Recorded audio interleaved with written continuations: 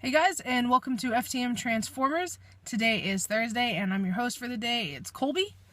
This week we're going to be talking about college housing for all of you incoming freshmen and people looking to figure out what's the best way to maneuver being transgender and college living.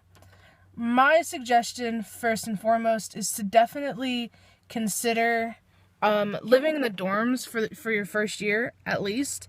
A lot of people that I know that lived in the dorms absolutely value that as a really important part of their college experience. I personally did not.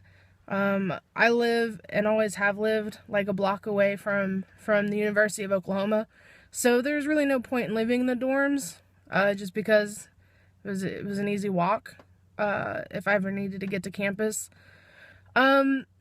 What I would say is that here in Oklahoma, it's part of the Bible Belt, so it's fairly conservative, and we don't always have the liberties of being able to say what dorm we would prefer or anything like that. So you have to definitely be conscious of that when you're going into college. You know, there are some schools that will allow you to be placed in specific housing that's for, transgender people. Other than that, you'd have to select male or female. And I do know of someone who tried to select their preferred gender. They tried to go over to female, but because their birth certificate and everything else said male, they were unable to do so, which caused a lot of issues. So you need to just be aware of things like that, and definitely call your school and ask them what is the best option.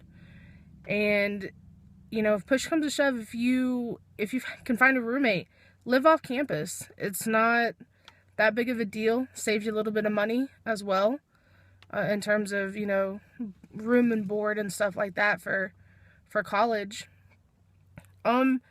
I think a really important part to remember when you have roommates and you are transgender, especially if you're stealth, is definitely trying to keep things under wrap.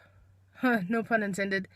But definitely keeping things under wrap and making sure that you live with somebody that you trust, who may or may not know that you're trans, but even if they do, they're not gonna, out you accidentally or anything like that. You want to make sure that you pick somebody that you trust with everything.